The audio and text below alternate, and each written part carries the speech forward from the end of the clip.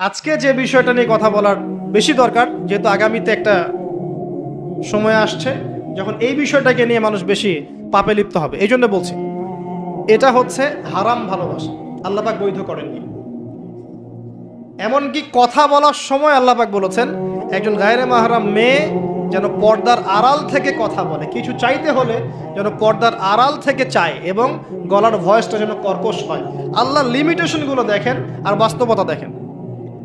আল্লাহ পাকের লিমিটেশন হচ্ছে এরকম যে একজন মেয়ে যে আমার স্ত্রী নয় তার সাথে আপনি ফোনে কথা বলতে পারবেন না, প্রেমালাপ করতে পারবেন না, আপনি তার দিকে কামনার দৃষ্টিতে তাকাতে পারবেন না, আপনি তাকে স্পর্শ করতে পারবেন না, তার সাথে নির্জনে কোথাও সময় কাটাতে পারবেন না। আল্লাহর বাইন্ডিংসগুলো দেখেন। একজন নারীর সাথে ফোনে কথা বললেই কিন্তু সেক্সুয়াল সম্পর্ক হয় না, হয়। একজন গায়রে মাহরাম মেয়ের সাথে যদি আপনি বসে কফি খান তাহলে কিন্তু যৌন সম্পর্ক স্থাপিত হয়নি, এখন হয়। তারপরেও আল্লাহ রাব্বুল আলামিন বলছেন ওয়ালা তাকরাবু জিনা, এটার নাম আল্লাহ দিয়েছেন জিনা, আর বলছেন করো না এমনটা নয়, বরং ধার কাছেও যেও না। মানে একটা সীমারেখা দেয়া আছে, একটা মাঠ, এর চারপাশে একটা বাউন্ডারি দেয়া আছে। বাউন্ডারি পর্যন্ত আল্লাহ বলছেন মাঠে ঢুকো না, এমনটা বলছেন না। আল্লাহ বলছেন মাঠের বাউন্ডারির কাছেও যেও না। কথা বুঝতে পারছেন? ফল খেও না, না ওয়ালা তাকরাবা হাদিহি শাজারা, এই গাছটার কাছেও যেও না। মিলাতে পারছি? আমি বুঝতে পারছি? আদম এবং হাওয়া আলাইহিস সালাম এই গাছের ফল খেও না এমন কথা ছিল না, কথা ছিল এই গাছের কাছেও যেও না। একই কথা আল্লাহ বলছেন জেনা করো না নয়, ওয়ালা তাকরাবু জিনা, জেনার কাছেও যেও না। এখন এটা হচ্ছে আল্লাহর নিষেধাজ্ঞার একটা বাইন্ডিংস, লস, একটা একটা পিলার, একটা বাউন্ডারি। আর আপনি বাস্তবতা দেখবেন ভিন্ন, যে গায়রে মাহরাম ছেলে মেয়ে এরা অ্যাডাল্ট, এদের যৌন চাহিদা আছে, সেক্সুয়াল চাহিদা আছে, একে অপরের সাথে কোনো মাহরামের সম্পর্ক নাই। এরা পড়াশোনার নামেই হোক, চাকরি বাকরির নামেই হোক, ভ্যালেন্টাইন্সের নামেই হোক, যে কোনো নামেই হোক, এরা একে অপরের সাথে মিলেমিশে একাকার। এরা কথা বলছে, কথা বলার পরে আরো কাছে যাচ্ছে, ভালোবাসার প্রণয় বিনিময় করছে, এক পর্যায়ে কফি খাচ্ছে, ডেটিংয়ে যাচ্ছে, ঘুরছে ফিরছে, এই করতে করতে করতে এক পর্যায়ে তারা হারাম জেনায়ও লিপ্ত হয়ে গেল, বিছানায় চলে গেল। এই সম্পর্কের পর দেখা যায় সম্পর্ক ব্রেকআপ, শেষ। এবং এই ঘটনাগুলোর নাম দিচ্ছি আমরা কাছে আসার গল্প। কার কাছে? যার কাছে আল্লাহ যেতেও নিষেধ করেছে, বলে আচ্ছা করা বুঝছি না। আর আমরা বলছি না, কাছে আসারই গল্প। কাছে আসার গল্প হতে পারে মায়ের সাথে, মায়ের কাছে আসার গল্প হতে পারে, স্ত্রীর কাছে আসার গল্প হতে পারে, আমার সন্তানের কাছে আসার গল্প হতে পারে, দেশের কাছে আসার গল্প হতে পারে। কিন্তু হারাম জেনার কাছে আসার কোনো গল্প হতে পারে না। কি হতে পারে? জাহান্নামের উপন্যাস হতে পারে। কি হতে পারে? জাহান্নামের আমল নামার একটা উপন্যাস হতে পারে। উপন্যাস বোঝেন না? আল্লাহ পাক এই যে কিয়ামতের মাঠে আমল নামা ছুঁড়ে দিবেন, ছুঁড়ে দিয়ে আমল নামা ঘুরতে থাকবে, কারো ডান হাতে কারো বাম হাতে। যার হাতে আমল নামা আসুক না কেন, যে হাতে আসুক না কেন, আল্লাহ পাক সবাইকে একটা কথা বলবেন, ইকরা কিতাবাক, তুমি তোমার কিতাব পড়ো, কাফা বিনাফসিকা আল-ইয়াওমা আলাইকা হাসিবা, আজকে তুমি তোমার হিসাব নেওয়ার জন্য যথেষ্ট। আমরা সবাই একটা করে উপন্যাস লিখছি, আমরা সবাই একটা করে উপন্যাস লিখছি আমলনামার, আমাদের কাজের মধ্য দিয়ে। আর এর চেয়ে ভয়ঙ্কর বিষয়টা হচ্ছে এই উপন্যাসটা আপনাকে পড়তে বলা হবে সবার সামনে। আমার কথা মনে বোঝা যায় না? আমরা একটা গল্প লিখছি আমলনামায়, উপন্যাস লিখছি, যার একটা মোমেন্ট বাদ যাচ্ছে না। এই যে এখন আমরা বসে আছি, এটা আপনার উপন্যাসে উঠে গেছে, আমলনামে উঠে গেছে। মাফ করবেন যদি কালকে আবার দেখেন যে আমলনামাকে উপন্যাস বলে যা ব্যাখ্যা করলাম তোহা, এবারে এই শব্দ দিয়ে আবার তুলকালাম করে ফেলেন না। এটা বুঝানোর জন্য বলেছি, যুব সমাজ উপন্যাস বোঝে, এই জন্য বলেছি। যুবকরা উপন্যাস বোঝেন না? আপনারা বিভিন্ন উপন্যাস পড়েছেন, যারা জেনারেল লাইনে পড়েছেন অনেক উপন্যাস পড়েছেন, এই জন্য বললাম বুঝানোর জন্যে। আমলনামা কখনো উপন্যাস নয়, যে আপনি আর আমি একটা উপন্যাস লিখছি, নিজের গল্প নিজেই লিখছি, নিজের কাজের মধ্য দিয়ে নিজের উপন্যাস নিজেই লিখছি, এবং এটার মধ্যে সবচেয়ে ভয়ঙ্কর কথা হচ্ছে এইটা সবার সামনে আমাকে পড়ে শোনাতে হবে। আমরা কি পারবো এই জেনা, এই মাদক, এই পর্নোগ্রাফি, হারাম, জুয়া, ক্যাসিনো, অন্যায়, অত্যাচার, বেনামাজি, দুর্নীতি, ঘুষ, সুদ, এইগুলোর সব কথা সবার সামনে পড়ে শোনাতে? আমরা কি পারবো আদৌ? আমরা কি প্রস্তুত? পড়তে কিন্তু হবেই ভাই, সবাইকে পড়তে হবে। আলেম, জালেম, কাফের, মুশরিক, মুনাফিক সবাইকে পড়তে হবে। ইকরা কিতাবাক, এক বচনে এসেছে, মানে এক একজন মানুষকে আল্লাহ পাক বলছেন যে তুমি তোমার বই পড়ো, তোমার কিতাব পড়ে শোনাও। কাফা বিনাফসিকা আল-ইয়াওমা আলাইকা হাসিবা, আজকে তুমি তোমার হিসাব নেওয়ার জন্য যথেষ্ট। আল্লাহ পাক আমাদেরকে কথার গভীরতা বোঝার তৌফিক দান। এই হারাম জিনিসগুলোর মধ্যে সবচেয়ে ডেঞ্জারাস এই ফ্রি মিক্সিং। ফ্রি মিক্সিং কি জিনিস? একজন বেগানা মেয়ে একজন বেগানা ছেলের সাথে মিক্স করবে। এখন আপনি কথাগুলো মনে হচ্ছে রূপকথার মতো মনে হবে, কারণ বাস্তবতার সাথে কোনো মিল নাই। বাস্তবতায় আপনি গিয়ে দেখবেন যে স্কুলে পড়ছে মাশাআল্লাহ গায়রে মাহারাম ছেলে মেয়ে, এবং নাম দিচ্ছে এরা friends, just only friends, friends only, বন্ধু, ক্লাসমেট। কিন্তু এর বয়স মাশাআল্লাহ 16, এর বয়স 20, বা এর বয়স 15, এর বয়স 18। উভয়ের যৌন চাহিদা হয়েছে বালেগ এবং বালেগা। এই বয়সে আসার আরো 5-6 বছর আগে সে বালেগা হয়ে গেছে, এবং তারা কিন্তু আলাদা আলাদা সেকশনে পড়ছে না। এমন যদি হতো মেয়েদের আলাদা স্কুল, মেয়ে টিচার, মেয়েরা পড়ছে, কোনো সমস্যা নেই, টোটালি বৈধ এবং সুন্দর, ভালো সিস্টেম। ছেলেদের আলাদা স্কুল কলেজ, ছেলেরা আলাদা পড়ছে, আলাদা, কোনো সমস্যা নেই। সমস্যা কোথায়? যখন এক ছাদের নিচে আমি সবাইকে বসিয়ে দিয়েছি এবং এরা একে অপরের সাথে মিক্স করছে। মিক্স, যেখানে আল্লাহ বলছেন কাছেও যেও না, এরা কথা বলছে, নোটটাই চেঞ্জ করছে, একে অপরের সাথে গ্রুপ স্টাডি করছে, কফি খাচ্ছে, দেখা সাক্ষাৎ করছে, ডেটিং করছে, একে অপরের সাথে যৌন মিলনও করছে, একে অপরের সাথে বসে পর্ন দেখছে, যৌন মিলন করছে, সেক্সুয়াল সম্পর্ক স্থাপন করেছে, এবং মানুষ বুঝাচ্ছে এদেরকে এই সম্পর্কটা বৈধ, ভালো সম্পর্কটা পবিত্র, পরে বিয়ে করে নিলেই হয়ে গেল। এই হচ্ছে এটা বাস্তবতা। বাস্তবতার সাথে ওয়ালা তাকরাবু জিনা আয়াতের কোনো মিল আছে? বাস্তবতা এক জায়গায়, কোরআন এক জায়গায়, এরপরে দাবি করছি আমরা মুসলিম, স্টিল আমরা দাবি করছি আমরা মুসলিম। এবং এই ফ্রি মিক্সিং এর ফলে শত শত যুবক যুবতীর ইজ্জত চলে গেছে। শত শত না, সংখ্যাটা সহস্র লক্ষ হবে, আরো বেশি হতে পারে, আল্লাহু আলাম। এগুলো তো প্রকাশ্য, গোপনে যে কত কি হচ্ছে আপনি তো জানেন না। যে সন্তান, যে মেয়েটাকে আপনি ছোট মনে করছেন, অলরেডি যে সে কতগুলো ছেলেকে এভাবে ছেলে বদল করতে করতে করতে করতে করতে করতে এই জায়গায় আসছে আপনি জানেনই না। যে ছেলেটাকে আপনি ছোট্ট মনে করছেন, এ যে কতগুলো গার্লফ্রেন্ড চেঞ্জ করতে করতে এই জায়গায় আসছে আপনি জানেন না। এবং এগুলোকে সে মনে করছে পবিত্র সম্পর্ক, কোনো সমস্যা নাই। কোনো কোনো ক্ষেত্রে দেখা যায় হিন্দু মুসলিম তারাও প্রেম করছে, বন্ধু বান্ধব, এবং তার কনসেপ্টটা হচ্ছে এমন যে সমস্যা নাই, পরে বিয়ে করে নিব, এটা চলছে। এবং এদেরকে আমরা উস্কে দিব এভাবে যে 14 ফেব্রুয়ারিতে তোমরা অবাধে মেলামেশা করতে পারো, কোনো সমস্যা নেই, বরং এটা হচ্ছে তোমাদের মত প্রকাশের স্বাধীনতা। এবং আমরা এটাও বুঝাবো ওদেরকে যে যারা এগুলোর বিরুদ্ধে বলবে তারা মৌলবাদী, তারা সমাজের উন্নতি, অগ্রগতি, প্রগতি চাচ্ছে না। তারা চাচ্ছে না তোমরা এগিয়ে যাও, বরং তারা তোমাদেরকে পিছিয়ে দিতে চাচ্ছে। কোথায় এগিয়ে নিচ্ছি আমরা এদেরকে? আমি জানি কোথায় নিচ্ছেন, এক্স্যাক্টলি বলতে পারবো কোথায় নিচ্ছেন। ইলাল নার, জাহান্নামের দিকে, জাহান্নামের দিকে এগিয়ে নিচ্ছেন, আর কোনো দিকে নয়। আসেন, এই মিক্সিংটা এখানে শেষ হলো না। এরপরে যখন সে কলেজ লাইফে গেল, সেখানেও দেখবেন সেম দৃশ্য, একই অবস্থা। দেখা যায় কলেজে মাঝে মাঝে আন্দোলন হয় না? আন্দোলনে দেখবেন যে ছেলে মেয়ে একসাথে, ছেলের কাঁধে মেয়ের কোলের মধ্যে ছেলে মাথা দিয়ে স্লোগান দিচ্ছে, মনে হচ্ছে যেন স্ত্রী। সুবহানাল্লাহ।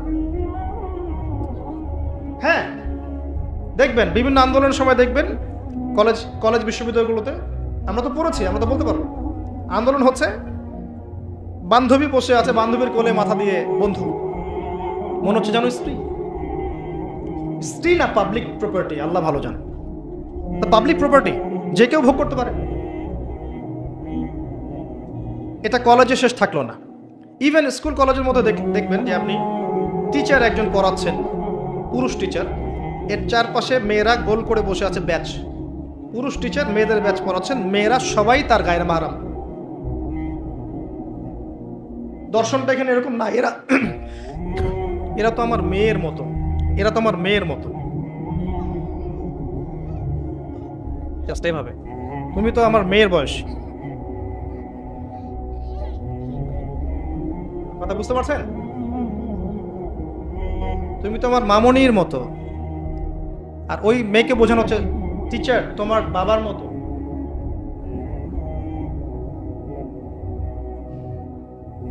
একটা পুরুষ টিচার, চারপাশে মহিলা, মেয়েরা বসে আছে, সবাই অ্যাডাল্ট, সবার সাথে তার বিয়ে জায়েজ, সবার সাথে তার বিয়ে শরীয়ত সম্মতভাবে জায়েজ। তারপরে একটা ফিলোসফি দর্শন ঢুকিয়ে দিয়ে তুমি তোমার মেয়ের মতো, অহরহ মেয়েদের ইজ্জত হারাচ্ছে, অহরহ। আপনারা সেকুলার পত্রিকাগুলো এবং মিডিয়াগুলো ঘাঁটতে থাকেন, দেখেন কি পরিমাণে ছাত্রীদেরকে টিজিংটা বেড়েছে, কি পরিমাণে বেড়েছে। এমন অনেক ছাত্রী আছে, আমি বিভিন্ন রাষ্ট্রের নিউজ দেখি, যে টিচাররা, একটা স্কুলের টিচাররা মিলে প্রাইমারি স্কুল থেকে শুরু করে হাই স্কুল পর্যন্ত অসংখ্য ছাত্রীকে রেপ করেছে, ভিডিও ধারণ করেছে, এখানে মহিলা টিচাররা ইনভলভ ছিলেন, এমন নিউজ এসেছে। এবং অ্যাসিড দিয়ে মুখ ঝলসে দেওয়ার ভয় দেখিয়ে কাজ করা হয়েছে দীর্ঘদিন ধরে, ভয়ে মেয়েরা কিছু বলতে পারে নাই। আবার সেদিন একটা রেপিস্টের ক্রাইম দেখলাম, র্যাব ধরেছে, র্যাবের অফিসার যিনি ব্রিফ করছেন তিনিও অবাক, যে আমরা অবাক হয়ে গেছি এর ঘটনা দেখে। সে রেপিস্ট কিন্তু মুসলিম না, ভাগ্যিস সে অন্য ধর্মের না, যদি মুসলিম হতো তাহলে এটা নিয়ে আবার প্রচারণা শুরু হয়ে যেত। আমি তার ধর্মের নাম বলবো না, আমি জানি তার ধর্ম এটা শিক্ষা দেয় না, যেভাবে ইসলাম এটা শিক্ষা দেয় না, অন্য ধর্ম এটা শিক্ষা দেয় না। সে কি করেছে, রেপ করার পরে মেয়ে যেন গর্ভবতী না হয়, সে সেভাবে তার শারীরিক একটা মানে মেডিকেল ট্রিটমেন্ট করিয়েছে। আমি জানি না, আসলে আমি এইসব বিষয়ে খুব একটা ভালো জানি না। এমন কিছু পদ্ধতি এখন নাকি বের হয়েছে, যে যৌন সম্পর্ক স্থাপন করলেও কনসেপ্ট করবে না, ছেলে তার মধ্যে সেটা করিয়েছে, যাতে সে গণহারে রেপ করতে পারে, একটার পর একটা, কেউ প্রেগনেন্ট না হয়। র্যাবের অফিসার ব্রিফ করছেন, দেখেন ভিডিও, ফ্রি মিক্সিং। যেখানে যাবেন, কলেজে আপনি যাবেন, আবার দেখবেন কখনো কখনো যে ছেলেদের ব্যাচ পড়াচ্ছে মহিলা টিচার, ছেলেদের ব্যাচ মহিলা টিচার। তুমি তোমার ছেলের মতো, আর তাকে শেখানো হচ্ছে যে সে তো তার মায়ের মতো। আবার আমাদের ঢাকা শহর অত্যাধুনিক যে প্রতিষ্ঠানগুলো আছে, সেখানে গিয়ে দেখবেন যে ফর্মাল ড্রেসে মিস ক্লাস নিচ্ছে, formal dress, shirt pant tie. বিভিন্ন জায়গায় গিয়ে দেখবেন মহিলারা এভাবে শার্ট প্যান্ট গেঞ্জি জিন্স পরে ঘুরে বেড়াচ্ছে, শপিং মলসে, এয়ারপোর্টে, ওইখানে এইখানে সব জায়গায় চারপাশে। এটা তো ফ্রি মিক্সিং এর সাথে আরেকটা পাপ হলো কি, নবী সাল্লাল্লাহু আলাইহি ওয়াসাল্লাম বলেছিলেন যে শেষ জামানে এক শ্রেণী মেয়ে বের হবে যারা কাপড় পরেও নগ্ন থাকবে। এরা সেই ক্যাটাগরি যাদের ব্যাপারে আল্লাহ রাসূল বলেছেন তারা জান্নাতে যাবেও না, জান্নাতের গন্ধ পাবে না। শুধু ফ্রি মিক্সিংটাই সমস্যা না, এবং এটা শুধু স্কুল এবং কলেজে সীমাবদ্ধ নেই, চাকরির ক্ষেত্রেও দেখবেন সেই অফিসের বসের হাতে অনেক মেয়ে নির্যাতিত হয়েছে, বেতন বেশি দেওয়ার কথা বলে, প্রমোশন দেওয়ার কথা বলে। আর মেয়েরা তো একটু অবলা জাতি হয়, একটু অবলা হয়, তাদের একটু মায়া মহব্বত বেশি থাকে, ইমোশনটা বেশি থাকে, তারা খুব বেশি কনভিন্স হয়ে যেতে পারে। ভালো স্বপ্ন দেখিয়ে, রঙিন রঙিন স্বপ্ন দেখিয়ে তাদের কত মানুষ ইজ্জত নষ্ট করে ফেলেছে আল্লাহ ভালো জানে।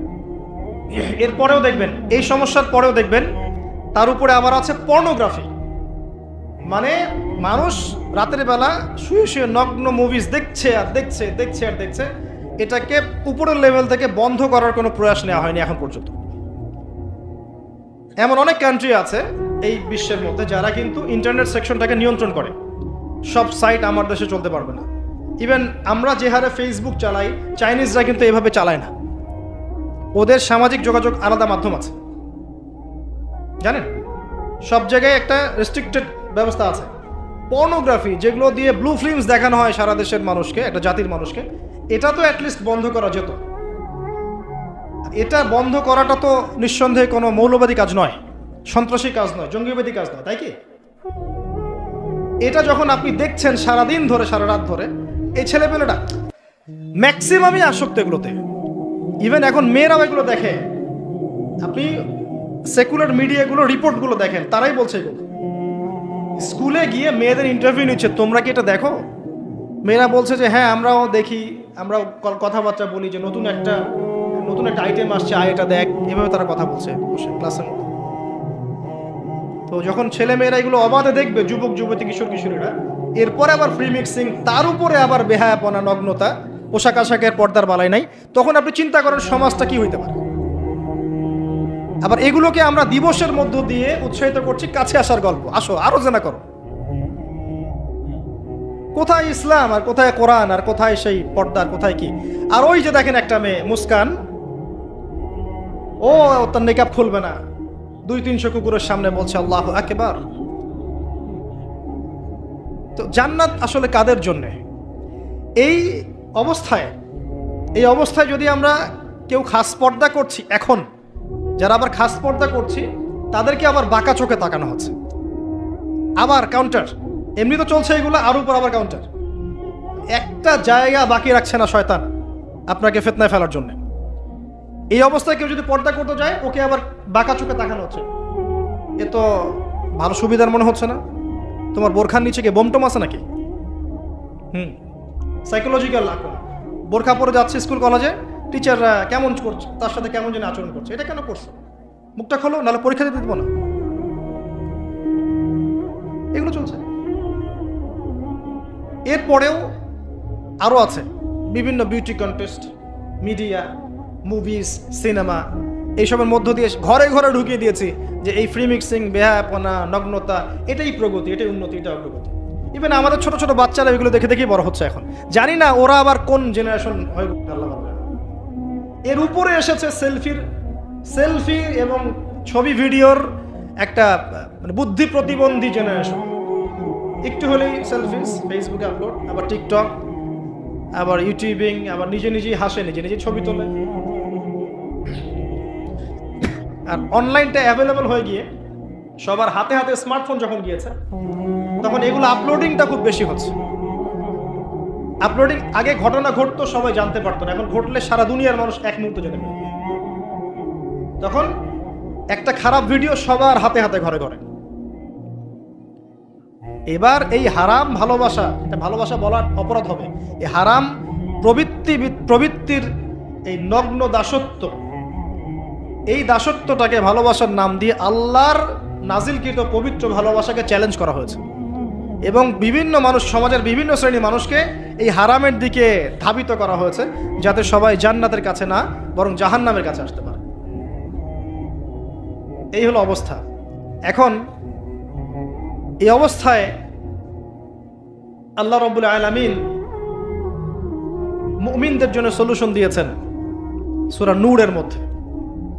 কুল লিল মুমিনিন ইয়াগুদ্দুনা মিন আবসারিহিম ওয়া ইয়াহফাযু ফুরুজাহুম। এটা পড়ে আছে আপনার কোরআন। মুমিন পুরুষদেরকে আপনি বলুন, হে নবী, তারা যেন চক্ষু নিচু রাখে এবং তাদের লজ্জাস্থানের হেফাজত করে।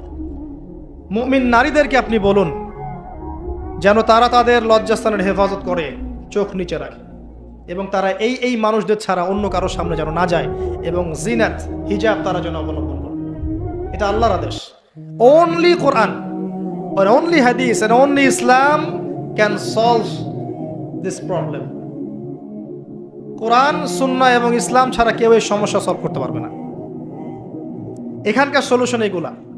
প্রথমত তারবিয়াত দিতে হবে ছোট থেকেই, তার উপরে নিয়মিত ইমানের চর্চায় রাখতে হবে, তার উপরে ছেলে মেয়েদেরকে পর্দা বোঝাতে হবে, ছোট থেকেই মেয়েদেরকে পর্দায় রাখতে হবে। তারপরেও যদি বড় হয়ে এদের মধ্যে খারাপ চিন্তা আসে, চোখ নিচু করতে হবে। যেগুলো অশ্লীল সেগুলোর ধার কাছে যাওয়া যাবে না। দ্রুত এদের বিয়ের ব্যবস্থা করতে হবে যাতে ওরা পবিত্র লাইফ লিড করতে পারে। তারপরে দেখবেন আস্তে আস্তে কিছুটা হলেও, 100% না হলেও কিছুটা হলেও আপনি ফিতনা থেকে দূরে রাখতে পারবেন।